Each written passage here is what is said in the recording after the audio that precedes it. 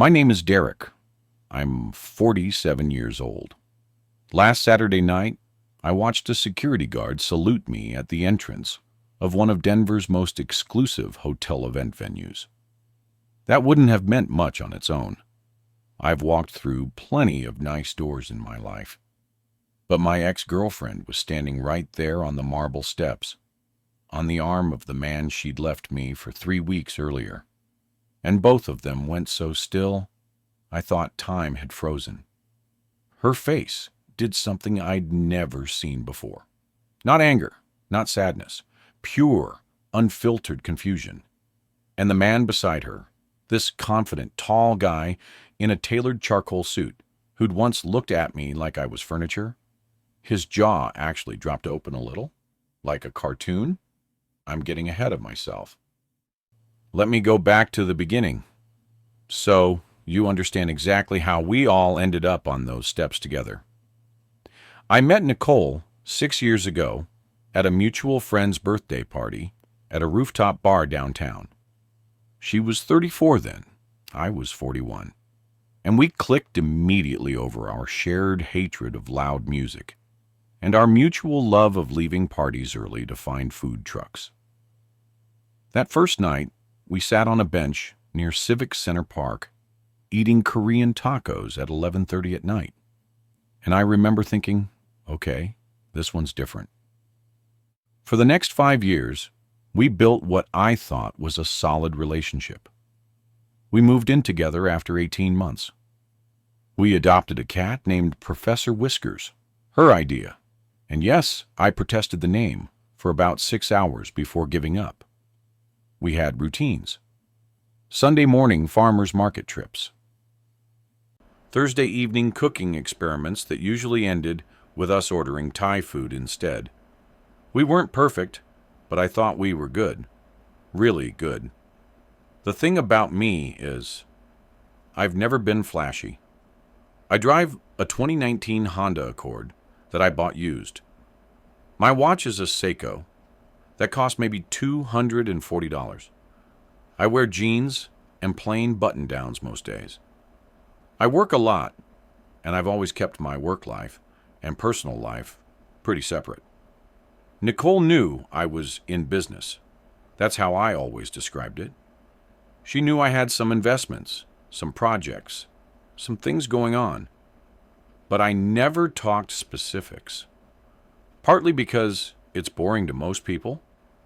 Partly because I grew up in a household where talking about money was considered tacky.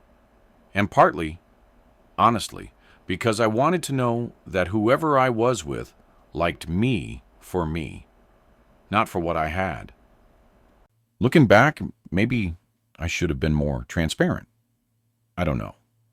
What I do know is that Nicole started changing around year 4. It was subtle at first. She'd make comments about her coworker's new house, how spacious it was, how they had a 3-car garage. Or she'd come home from brunch with her college friends and seem quieter than usual. And when I asked what was wrong, she'd say things like, "Oh, nothing, just thinking about the future." She started following these lifestyle influencer accounts, the ones that post pictures of marble bathrooms and vacation homes in Aspen. She'd show me these posts sometimes, not saying anything directly, just showing me. I noticed. I didn't say much because what was I supposed to say? I figured if she wanted to talk about something, she would. Then she met Victor. This was about 8 months ago, at some networking event her company hosted. She came home that night buzzing with this energy I hadn't seen in a while. She talked about the venue, the appetizers, the open bar, and then, almost casually, she mentioned this guy who ran some kind of import business. He was interesting, she said, really confident, drove a Porsche. I remember looking up from my laptop and saying, "That's nice." She stared at me for a second like she was waiting for something more. I went back to my spreadsheet. Over the next few months, Victor's name came up more and more. He was at this charity gala. He invested in that new restaurant downtown. His company just signed some major deal. Nicole wasn't hiding it. Not really. She mentioned him openly, talked about running into him at various events. I trusted her.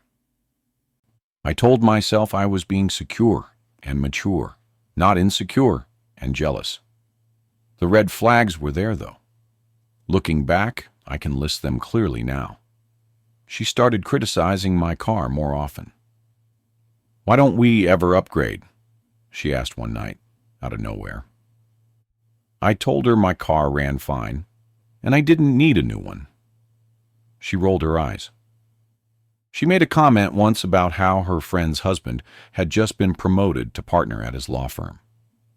"Must be nice," she said, "to have that kind of ambition." I asked her what she meant. She said, "Nothing. Forget it."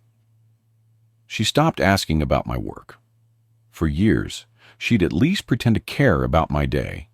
How was work? Anything exciting? Even if my answers were boring.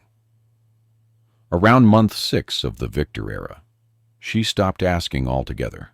She started going out more without me.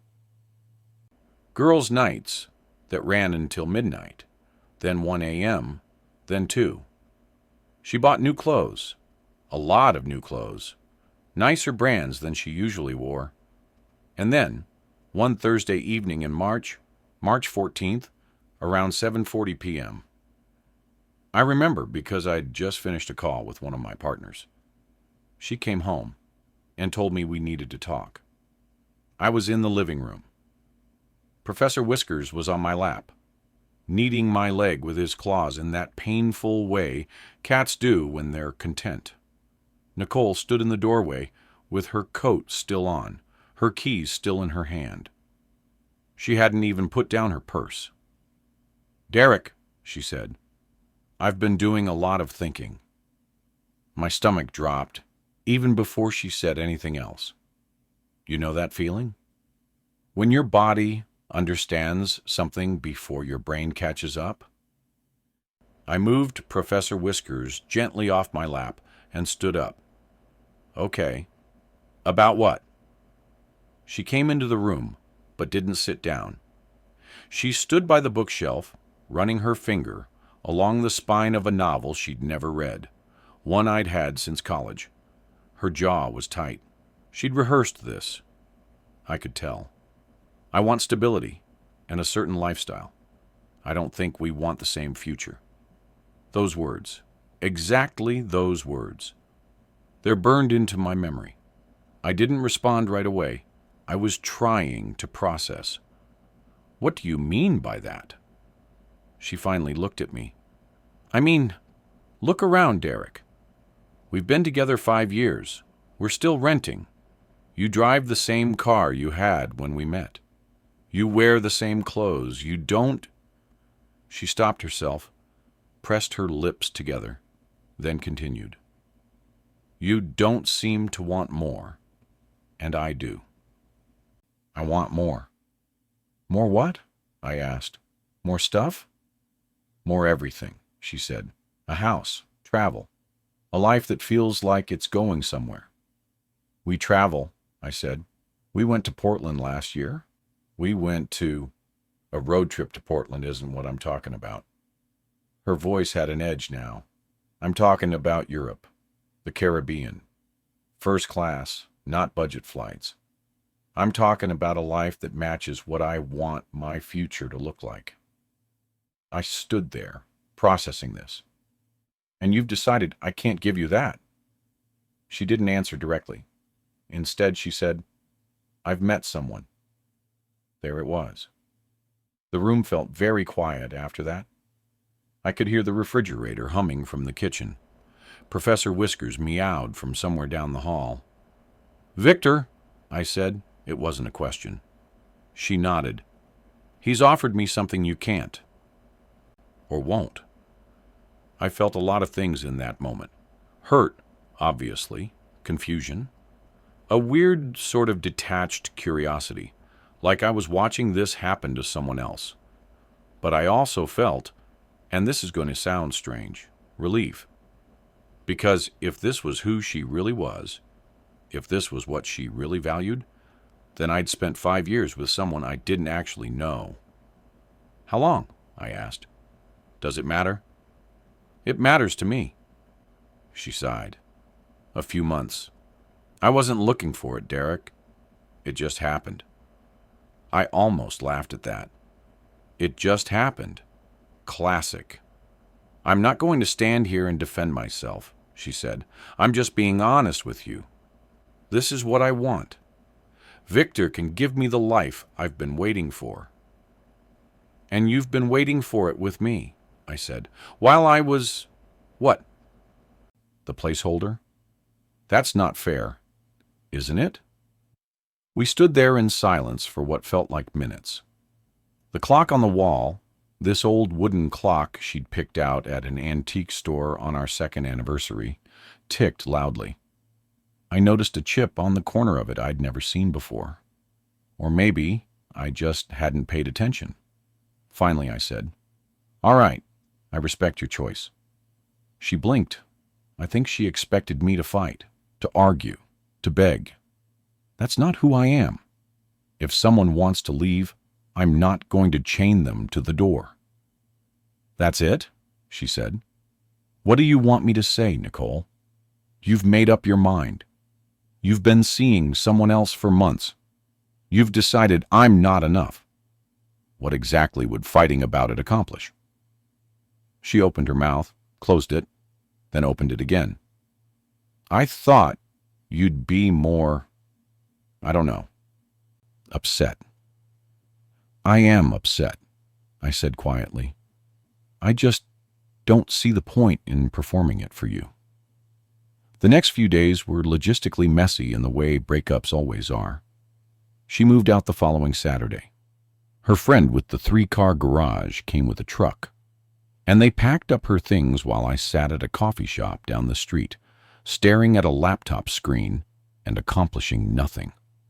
When I came home, her key was on the kitchen counter next to a note that said, "Thank you for everything. Take care of Professor Whiskers." I picked up the note, looked at it for a long moment, and then threw it in the trash. My buddy Russell came over that Sunday with a 6-pack and a worried expression. He'd known Nicole for years.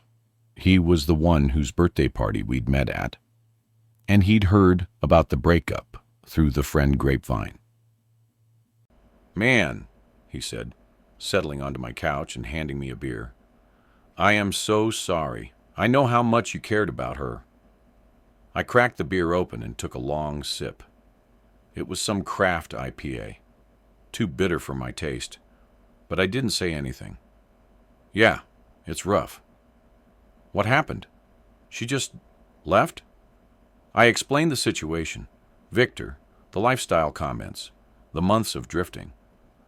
Russell listened with his eyebrows climbing higher and higher up his forehead. "Wait," he said when I finished. "She left you because she thinks you don't have money?" I shrugged.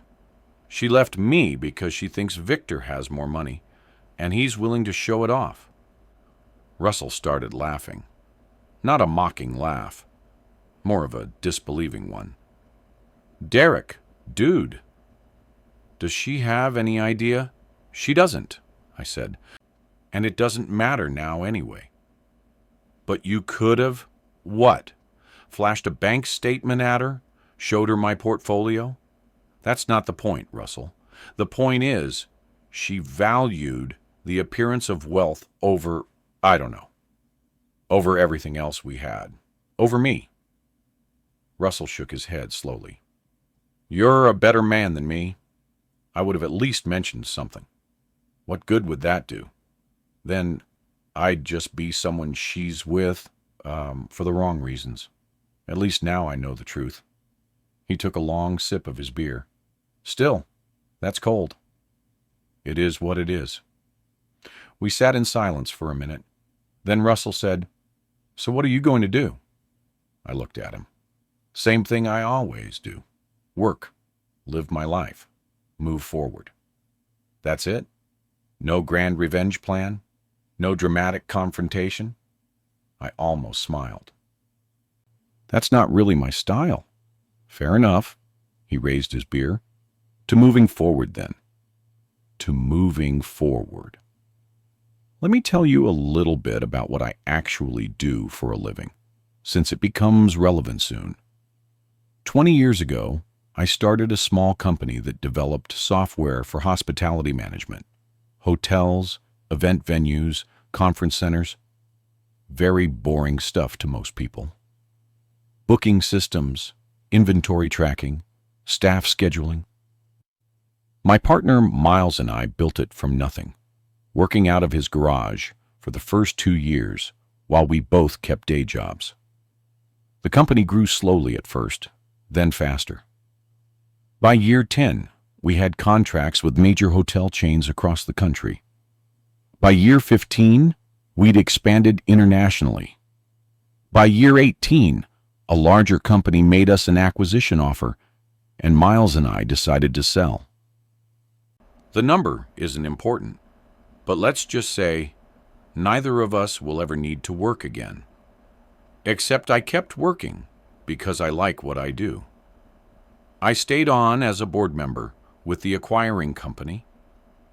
I invested in other hospitality ventures, boutique hotels, event spaces, restaurant groups. I became a silent partner in a handful of successful businesses around Denver, including a certain hotel and event venue called the Hartwell Grand that had become one of the city's premier locations for galas, conferences, and high-end private events. I never broadcast any of this. I don't have social media. I don't drive a flashy car because I genuinely don't care about cars. I wear simple clothes because they're comfortable, and I've never understood the appeal of designer labels. I give to charity quietly, support causes I believe in anonymously, and live my life without needing external validation. Nicole knew I worked in business. She knew I had some investments. She thought we rented because I was cautious, not because I preferred the flexibility. She never asked deeper questions, and I never volunteered deeper answers. In retrospect, maybe I was testing her without realizing it. Or maybe I was just so used to keeping that part of my life private that I never thought to open up, even to someone I supposedly loved. Either way, she made her choice without knowing the full picture. And that told me everything I needed to know about what she actually valued. 2 weeks after the breakup, around the end of March, I got a text from my assistant, Patricia. Her message said, "Charity Gala at Hartwell Grand on April 5th. Board wants you to attend as host. Can you confirm?" I stared at the message for a minute. The Hartwell Grand Annual Spring Gala. I'd attended the last 3 years as a guest, mingling quietly and leaving early. This year, the other partners wanted me to take a more visible role. I'd been putting off responding. I typed back, "What does host mean exactly?" Her response came quickly. "Speech at 8 p.m., greeting VIPs at the entrance, photo op with the charity reps. Basically, being the face for the evening. I know it's not your thing, but Marcus really wants you there. Says it would mean a lot to the staff." I sighed. Marcus was my most vocal partner, the one who always pushed me to be more public. He had a point. I'd been invisible for too long, and the staff at the Hartwell barely knew who I was despite my ownership stake. It created awkwardness when decisions were made and they didn't understand where the directives were coming from. I texted back, "Fine, but I'm not wearing a tuxedo."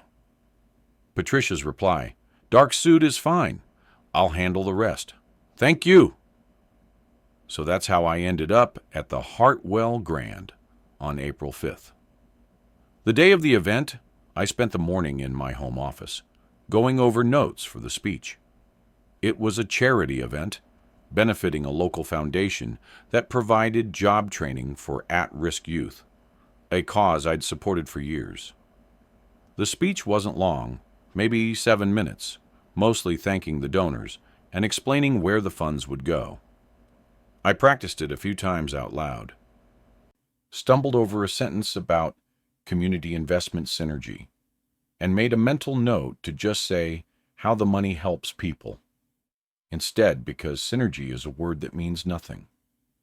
Russell texted me around 3 p.m. His message said, "Good luck tonight. Try not to accidentally reveal you own half of Colorado." I laughed and wrote back, "I'll do my best." Around 5, I showered and put on my dark gray suit, the nicest one I owned, which still wasn't particularly flashy. I found a tie that Patricia had sent over a few days prior, dark blue with a subtle pattern that probably cost more than my usual ties, but didn't look ostentatious. I put on my Seiko watch, grabbed my leather portfolio with the speech notes inside, and headed out. The Hartwell Grand is a beautiful venue. It was built in 1928 as a railroad hotel, fell into disrepair in the 60s, and was completely renovated in 2015 by the investment group I'm part of. The lobby has these massive crystal chandeliers and marble floors that look original but are actually careful reproductions. The event hall can hold 800 people, and on gala nights, they drape the whole space in fabric and lighting that transforms it into something magical. I arrived at 6:40, about an hour before guests were scheduled to start arriving. Patricia met me in the back entrance, holding a clipboard and wearing an earpiece like she was coordinating a military operation. "You look nice," she said, which was her way of saying I'd dressed appropriately. "Speech notes?" I tapped my portfolio. "Got them. Good. The mayor's office confirmed he's coming. 2 city council members. The usual corporate sponsors.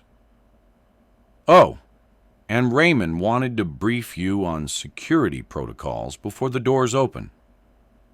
Raymond was the head of venue security, a former police officer in his late 50s who took his job extremely seriously. He'd worked at the Hartwell since the renovation and was one of the few staff members who actually knew who I was. I found him near the main entrance, checking his team's positions through a radio. When he saw me approach, he straightened up and offered a small salute, a habit from his police days that I'd tried and failed to break him of. "Sir," he said, "good to see you. Raymond, we've talked about the 'sir' thing." He smiled slightly. "Old habits, sir. Can I walk you through the evening's security plan?" We spent 15 minutes going over crowd flow, emergency exits, and where I'd be positioned during the speech. Raymond was thorough, pointing out the location of his team members and explaining the protocol for VIP arrivals.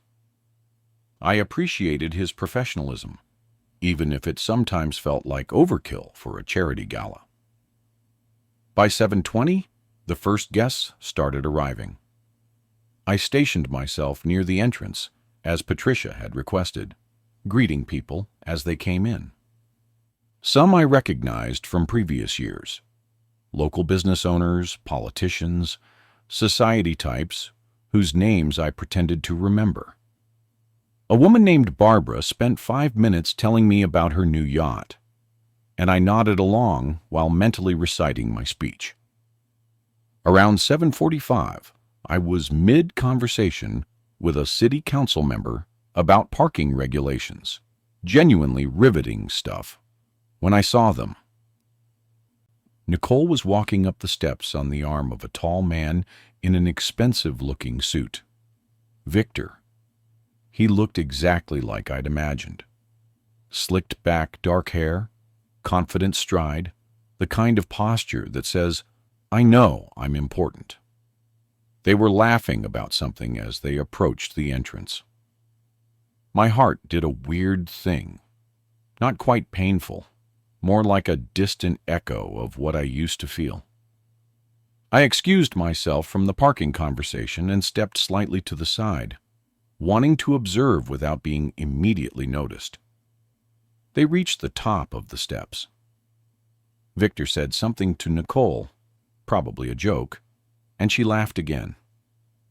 Then Raymond stepped forward in his security uniform and said, in that clear, professional voice he always used, "Good evening, sir. Welcome back. Everything is ready for you." He was talking to me, of course. I was standing right there. Nicole's head turned.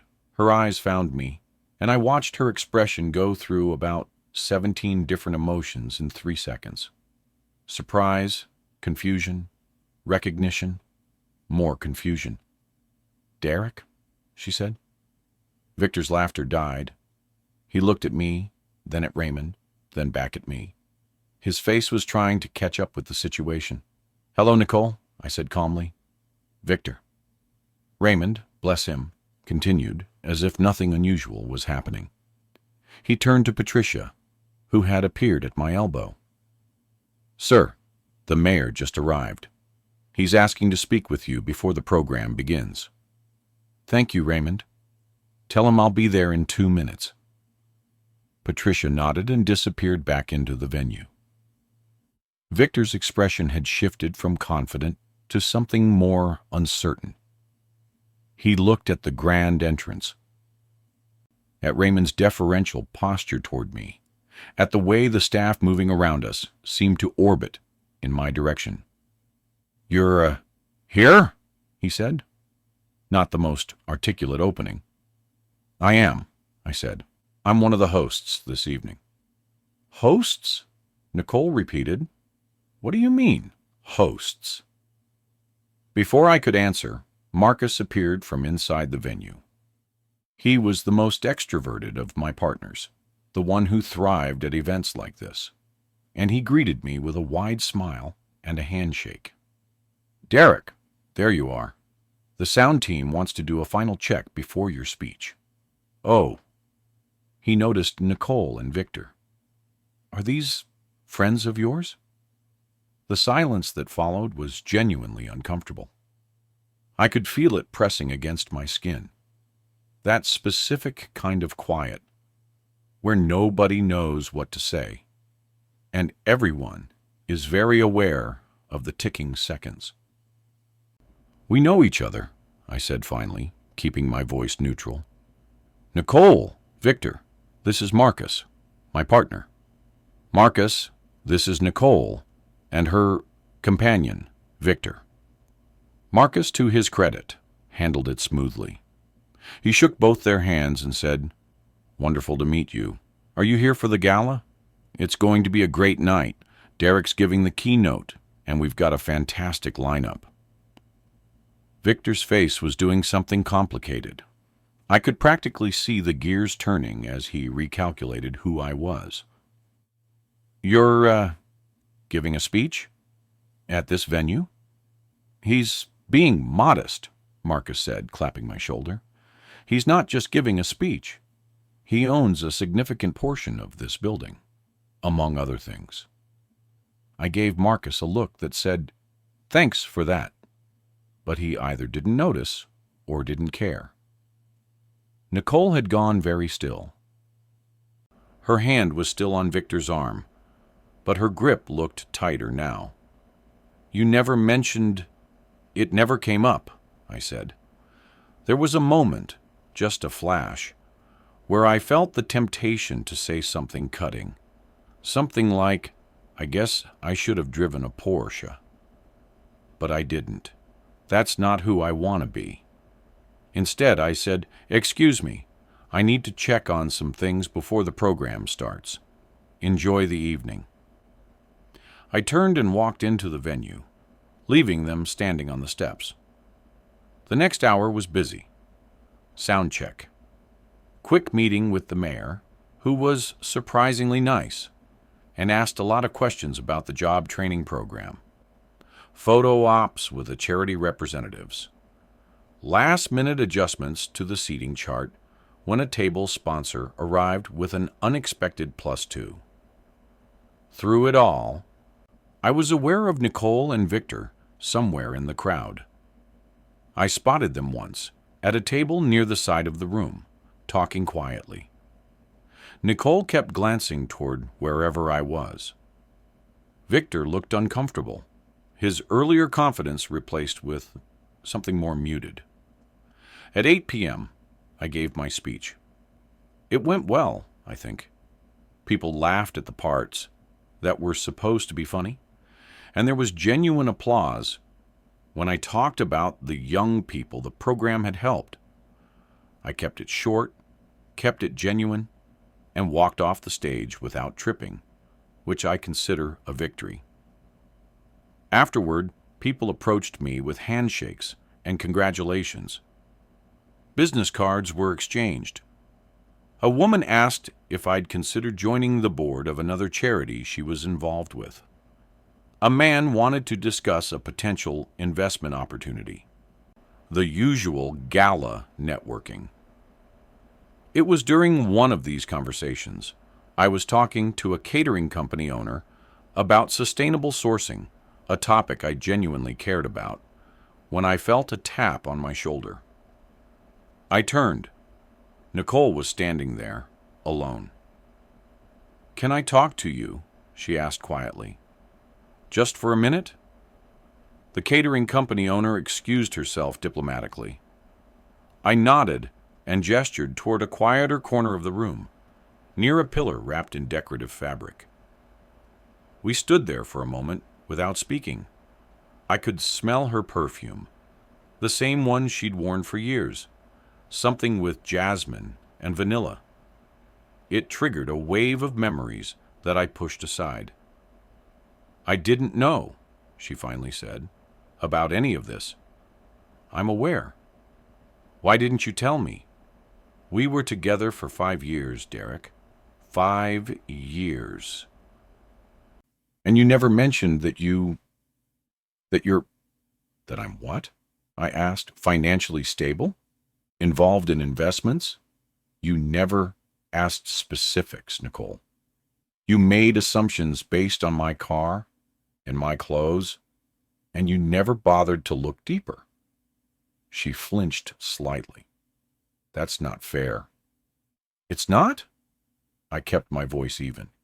"You told me I couldn't give you the life you wanted. You told me I lacked ambition. You left me for someone you'd known for a few months because he drove a nicer car and talked about his money more openly. Was any of that fair?" She didn't have an answer for that. "I wanted you to like me for me," I said, "not for what I have. And you failed that test. Pretty spectacularly, actually." "I'm sorry," she said. Her voice cracked a little. "I judged too quickly. I made assumptions. I should have asked." "I should have." "You should have trusted," I said. "You should have valued what we had instead of constantly comparing it to what you thought you wanted." I know that now." We stood in silence again. Across the room, I could see Victor watching us. He'd been nursing the same glass of champagne for a while. "Can we—" Nicole hesitated. "Can we talk? Really talk? Not here, but later? I think I made a mistake, Derek. A huge mistake." I looked at her. She looked smaller than I remembered somehow. Less certain. The confident, glamorous woman who'd walked up those steps on Victor's arm was gone, replaced by someone who looked like she was genuinely questioning her choices. Part of me, a small part, felt sorry for her. We'd had good times together. There were moments of real connection, real happiness. But those moments couldn't erase what she'd done, or more importantly, what it revealed about who she really was. I don't need to prove my worth. I just protect my peace. I said those words calmly, without anger. They were true. They'd become true over the last few weeks, as I'd processed the breakup and come to terms with what it meant. She trailed off. That's it? I'm not angry at you, Nicole. I was hurt, but I'm not angry. You made a choice based on what you valued, and now you're reconsidering that choice based on new information. But that's the problem, isn't it? The new information shouldn't change anything. I'm the same person I was a month ago. Same clothes, same car, same apartment. The only difference is you know something about me that you didn't know before. I understand that, she said quickly. And I know how that looks, but it's not just about the money, Derek. It's about realizing what I gave up, who I gave up. If you'd realized that without seeing me here tonight, I might believe you. She flinched again. That's harsh. It's honest. From across the room, I saw Patricia making her way toward me. She had that expression she got when there was something that needed my attention. I need to go, I said to Nicole. Enjoy the rest of the evening. Derek, I hope you find what you're looking for. I genuinely do. But I need people in my life who value me without needing proof. And you needed proof. That tells me everything I need to know. I walked away. Behind me, I heard Nicole say something, but I didn't turn around. Patricia reached me near the stage. The mayor wants a photo with you and the charity director. Also, Marcus is asking if you want to say a few closing words. Photo, yes. Closing words, no. I've done enough public speaking for one night. She smiled. Fair enough. Right this way. The rest of the evening passed in a blur of handshakes and conversations. I didn't see Nicole again until near the end, when I was heading toward the exit. She was at a table with Victor, but they weren't talking. They were both staring at different parts of the room. A visible distance between them, despite sitting side by side. Victor saw me first. He stood up. I think he was going to approach me, and I stopped walking because it would have been awkward to just keep going. He reached me near a pillar, tugging at his collar like it was suddenly too tight. Look, he said, keeping his voice low. I didn't realize who you were.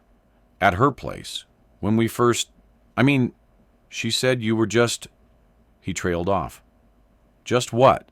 I asked mildly. Just an average guy, working a regular job. Nothing special. I could have been offended by that. Instead, I found it almost funny. An average guy. Nothing special. That's what Nicole had told him. That's how she'd described 5 years together. Well, I said, she wasn't entirely wrong. I am pretty average in most ways. He didn't seem to know what to do with that response. He'd been bracing for anger, maybe, or gloating.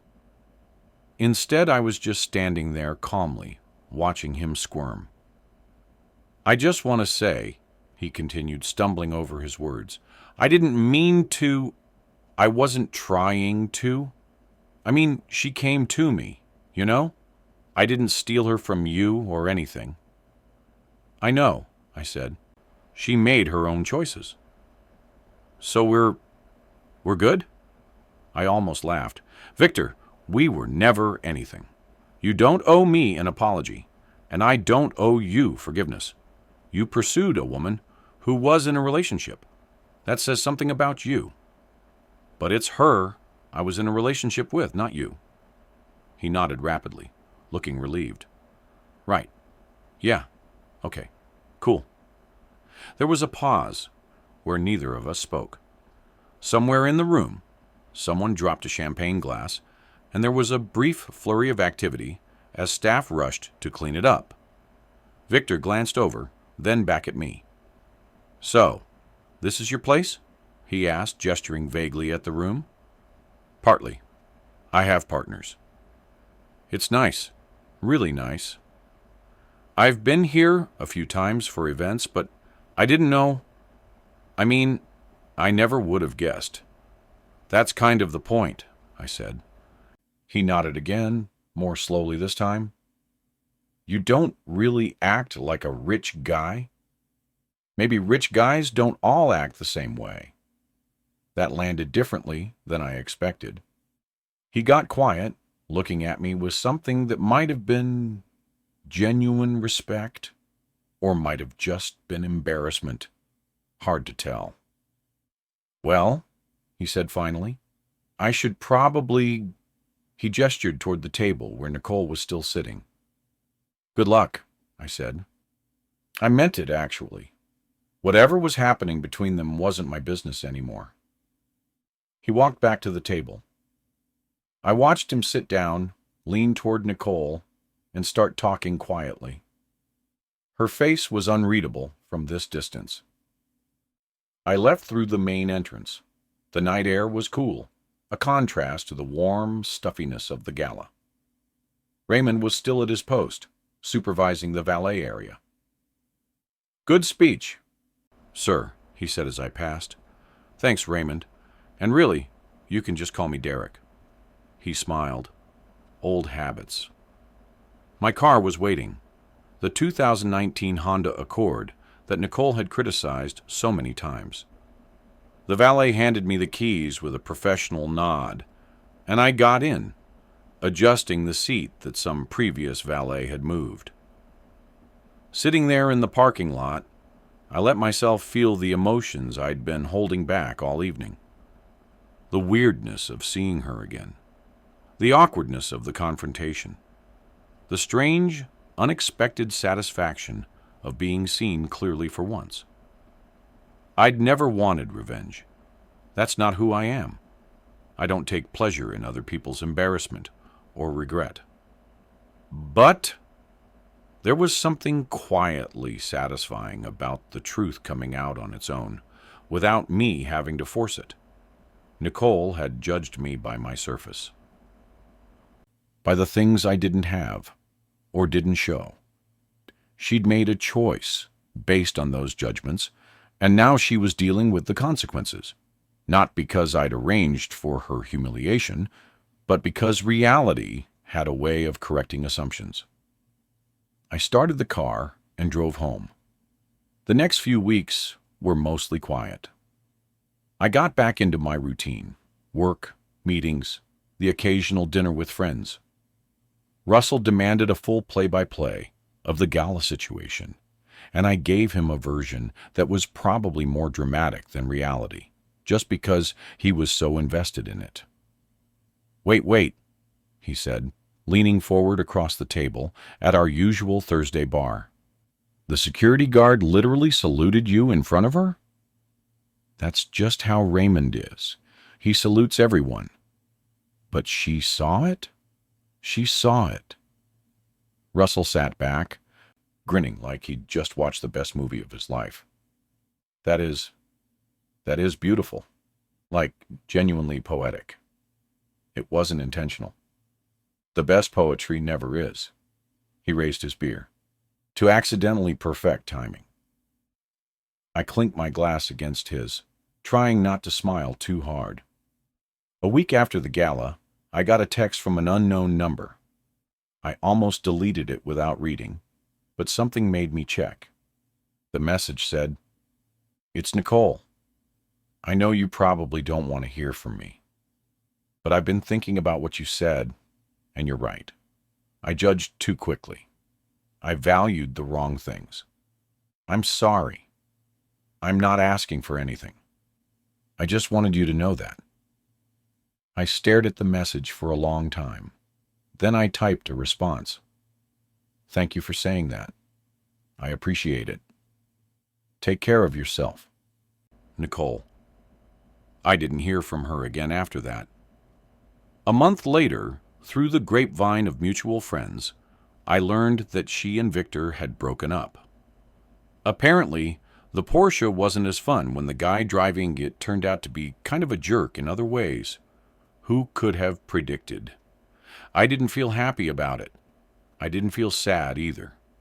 Mostly, I just felt moved on.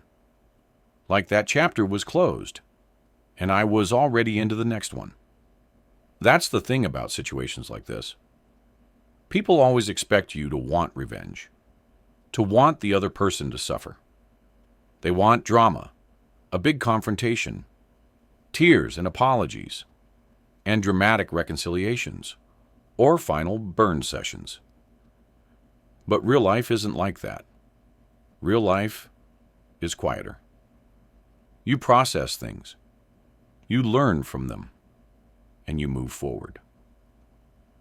I learned that I need to be more open with the people I'm in relationships with. Not about money specifically, but about all of it. Who I am, what I value, what I'm working on. Keeping my work life separate from my personal life was a habit, but habits can become walls if you're not careful. I also learned that character matters more than almost anything else. Someone can be beautiful, charming, fun to be around, and still fundamentally misaligned with what you need in a partner. Nicole wasn't evil. She wasn't a villain. She was just someone who valued certain things more than I realized, and those values didn't match mine. Last weekend, I was at the Hartwell Grand again. Smaller event this time, a cocktail reception for some tech investors.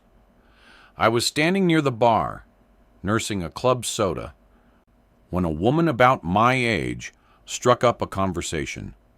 We talked for 20 minutes about nothing in particular. The venue's architecture, the overrated nature of fancy cocktails, a shared love of terrible action movies from the 80s.